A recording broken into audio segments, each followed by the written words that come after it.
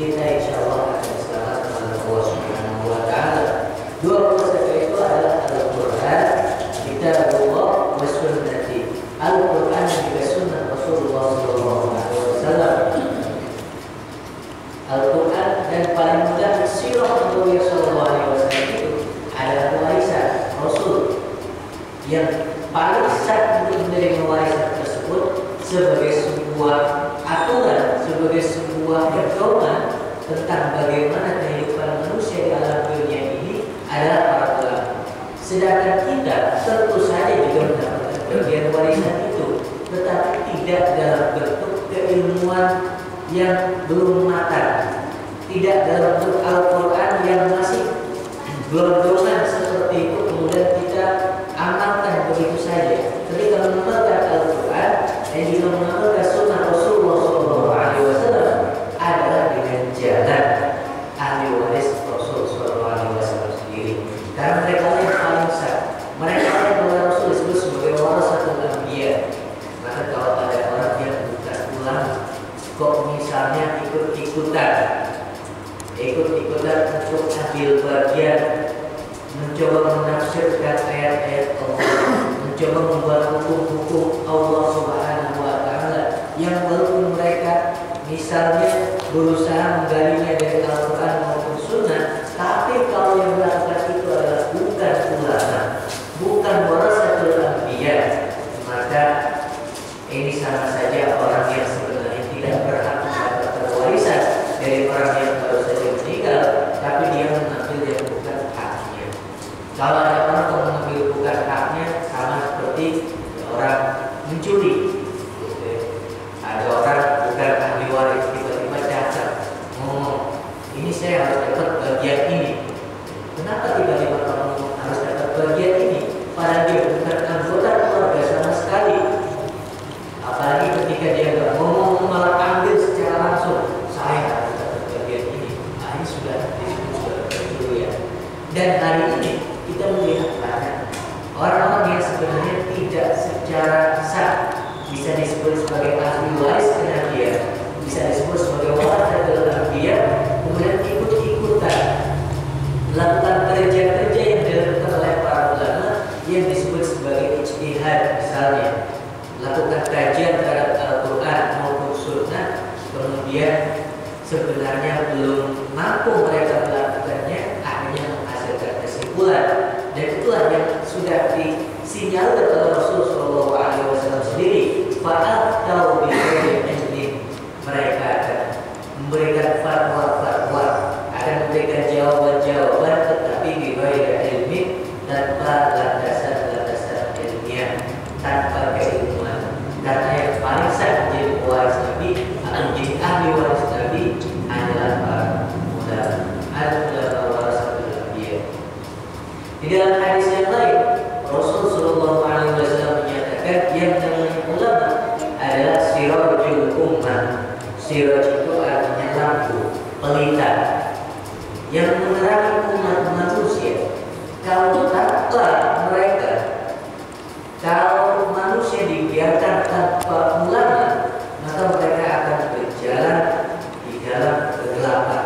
Mereka akan menyasar tanpa sadar bahwa mereka sebenarnya sedang kesasar. Mereka akan melalui jalan-jalan yang seharusnya lurus, tapi kemudian ke kanan kiri tidak jelas karena tidak diberikan petunjuk oleh para ulama. Atau mereka tahu ulama memberikan petunjuk, tapi kemudian umat yang tidak sadar bahwa banyak orang yang memberikan petunjuk itu, banyak ulama yang sudah memberikan petunjuk itu, dia meninggalkan begitu saja. Maka tentu kalau sudah lampunya ditinggalkan, matahari yang ditinggalkan, bulan yang ditinggalkan, dia akan kegelapan. Tidak tahu kemana di surga arahnya. Maka seharusnya surga itu lurus ada di depan, dia akan ke kanan, dia akan ke kiri, tidak jelas. Maka Rasul secara tegas mengatakan para ulama adalah sirajul ummah. Mereka itu pelita, pelaku yang menerangi umat agar tidak jalan di dalam kegelapan. Kemudian para ulama itu wakil Allah yang memegang hak untuk menjadi pemutus hukum, memutus sengketa, memutus apapun menjadi kasus permasalahan di tengah-tengah manusia, yang putusan ini dengan keputusan Allah Subhanahu wa Ta'ala. Di dalam Al-Quran Allah menyebut mereka sebagai wakil ini dengan istilah ulil amri dan juga dengan istilah ahlul dzikri. Kalau istilah ulil amri ini kadang-kadang juga dipakai untuk para pemerintah atau orang yang memegang kekuasaan. Atiullah wa atiur rasul wa ulil amri minkum. Wa ulil amri minkum ini para ulama menafsirkan dengan dua macam penafsiran. Ada yang memaksudkan daripada ulil amri ini adalah pemerintah yang memang ditaati oleh rakyatnya ketika memerintahkan hal-hal yang tidak bertentangan dengan syariat Allah. Begitu juga ulil amri bisa ditafsirkan dengan para ulama. Ulama juga harus ditaati ketika dia memerintahkan kepada hal-hal yang memang yang namanya ulama pasti akan memerintahkan kepada hal-hal yang sangat berkesesuaian dengan Al-Quran maupun Sunnah Nabi Sallallahu Alaihi Wasallam. Ati Allah wa ati Rasulullah. Dalam ayat yang lain Allah menyebut para ulama ini dengan istilah ahlul dzikri. Di dalam dua ayat yang berbeda tapi redaksinya sama, Allah menyatakan fas'alu ahla dzikri in kuntum la ta'lamun. Bertanyalah kamu wahai orang-orang yang bukan ulama, orang-orang yang la ta'lamun, tidak mengetahui, tidak mengilmui agama ini secara mendalam. Bertanya kepada siapa? Bertanyalah kepada ahlul dzikri, yaitu orang-orang yang benar-benar ahli di dalam dzikir. Dzikir ini maknanya Al-Quran, artinya memahami isi daripada Al-Quran itu sendiri, yaitu para ulama. Kalau kita menemukan ulama, tugas kita hanya bertanya kepada para ulama. Para ulama nanti itulah yang akan menjelaskan dan memutuskan hukum sesuai dengan keputusan Allah Subhanahu wa Ta'ala. Kata Allah tentang perbedaan ini secara tegas di dalam ayat yang lain juga. Allah menyatakan la yastawi alladzina ya'lamun wal ladzina la ya'lamun. La yastawi, tidak sama, berbeda. Berbeda. Siapa yang berbeda? Alladzina ya'lamun, orang-orang yang mengerti, wal ladzina la ya'lamun, dan orang-orang yang tidak mengerti. Alladzina ya'lamun, para ulama. Para ulama itu yang berbeda dengan alladzina la ya'lamun, yang bukan para ulama. Maka para ulama inilah yang kemudian oleh Allah disebut sebagai ahlul dzikri atau disebut juga sebagai ulil amri. Dan mereka wakil Allah Subhanahu wa Ta'ala.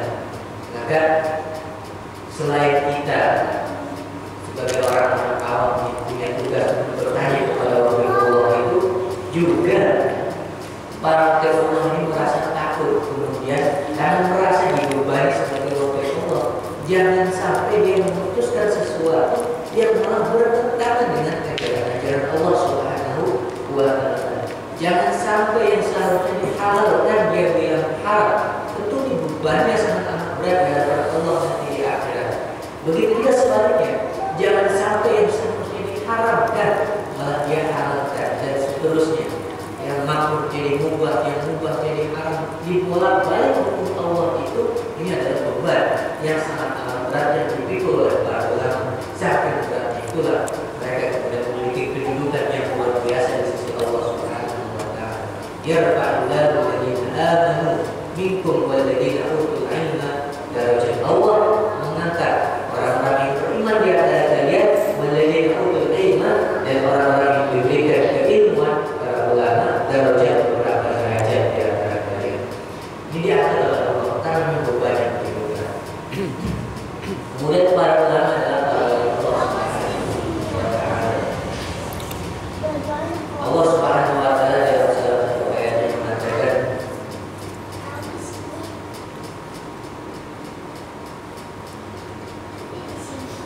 ala bidzikrillah tatma'innul qulub, ala bidzikrillah tatma'innul qulub. Ingatlah hanya dengan mengingat kepada Allah Subhanahu wa Ta'ala hati menjadi tenang.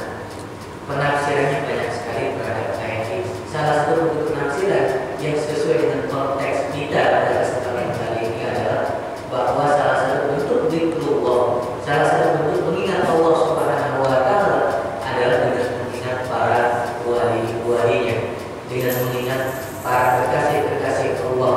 Dan ternyata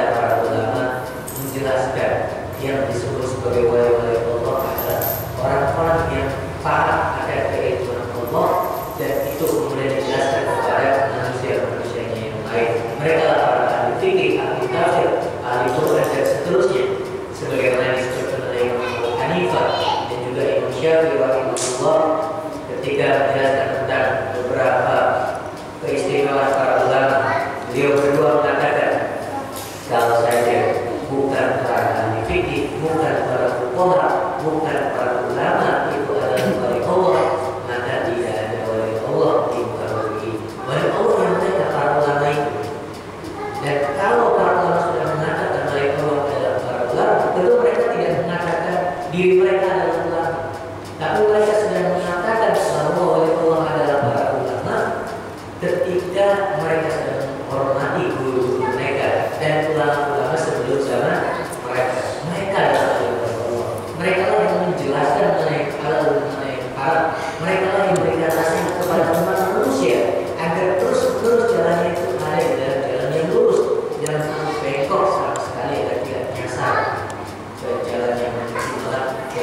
Mereka lah para wali Allah. Nah, dengan melihat wali Allah Subhanahu wa Ta'ala ini, itu sama saja kita melihat Allah Subhanahu wa Ta'ala. Buktinya adalah ayat ini setelah kita mengatakan ala bidzikrillah tatma'innul qulub. Orang yang mengingat Allah Subhanahu wa Ta'ala pasti hatinya tenang. Dan kadang-kadang kalau kita sedang mendengar cerita kisah siar a'lam al-muqalah, sirah-sirahnya para ulama, itu cerita-cerita tertentu buat hati kita tenang.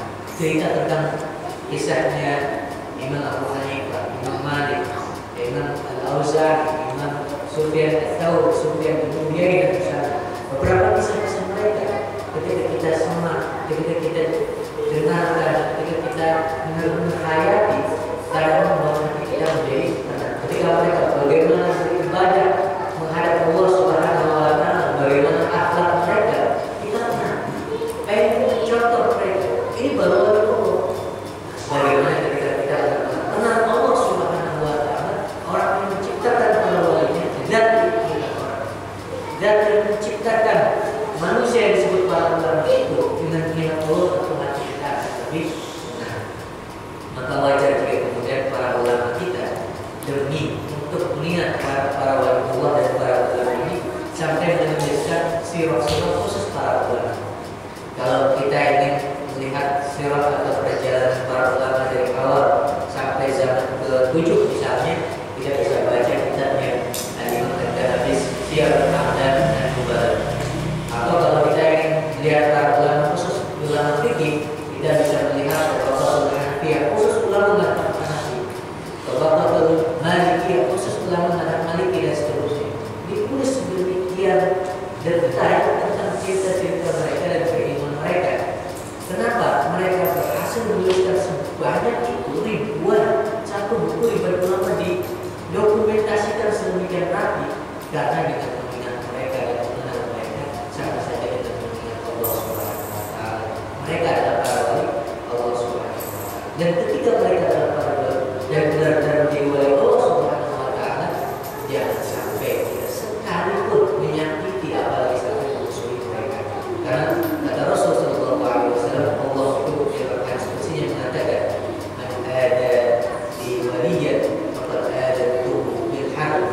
Barang siapa yang melukai hati kasihku, barang siapa yang mencelakai kasihku, barang siapa yang memusuhi kasihku, faqad adantuhu bil harb, kata Allah, sudah aku izinkan untuk memerangi mereka. Mereka adalah para wali Allah Subhanahu wa Ta'ala.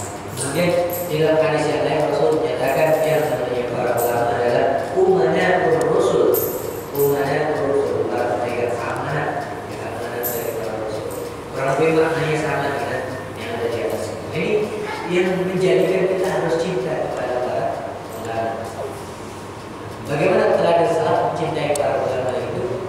Misalnya dari teladannya para sahabat radhiyallahu anhum ajma'in, kisah Ibnu Abbas terhadap Zaid bin Thabit rahimahullah radhiyallahu anhu. Ibnu Abbas seorang ulama, Zaid bin Thabit juga seorang ulama. Tapi keulamaan mereka ada kelebihan yang berbeda antara Ibnu Abbas dan Zaid bin Thabit. Ibnu Abbas selain ulama, beliau adalah keluarga Nabi Shallallahu Alaihi Wasallam, termasuk Ahlul Bait dan masih keturunan daripada Bani Hashim yang sama dengan Rasul Shallallahu Alaihi Wasallam. Ibnu Abbas seorang Ahlul Bait dan pula suatu ketika Zaid bin Sabit menunggangi kendaraannya, ontanya, tiba-tiba Ibnu Abbas tahu Zaid bin Sabit sedang menunggangi ontanya itu, langsung dipeganglah tali kekangnya oleh Ibnu Abbas dan dituntut tali kekang tersebut. Zaid bin Sabit merasa ini Ahlul Bait Nabi, keluarga Nabi yang mulia, diperlakukan sedemikian rupa, langsung turun dari kendaraan tersebut, merasa terlalu terhormat. Kalau sampai seorang keluarga Nabi menuntut ontanya, maka saya bisa turun. Kemudian saya bisa turun dan memaksa, "Oh, jangan ditutup. Engkau adalah Ahlul Bait Nabi. Tidak pantas saya bukan siapa-siapa dituntut oleh dirimu, wahai Ibnu Abbas." Lalu apa kata Ibnu Abbas? Terus mengatakan, "Hakada umirna an nu'amila bil mu'minina." Inilah yang diperintahkan oleh Rasulullah, inilah yang diperintahkan kepada kita untuk bagaimana kita berinteraksi dan bagaimana kita bergaul dan bagaimana kita memperlakukan menghormati ulama kita. Engkau bukan keluarga Nabi, bukan Ahlul Bait Nabi, tapi engkau adalah ulama yang harus sangat saya hormati. Ibnu Abbas berkata, aku hormati kepada Zaid bin Sabit yang sahabat juga, sahabat besar juga luar biasa, sampai dituntut seperti itu. Dan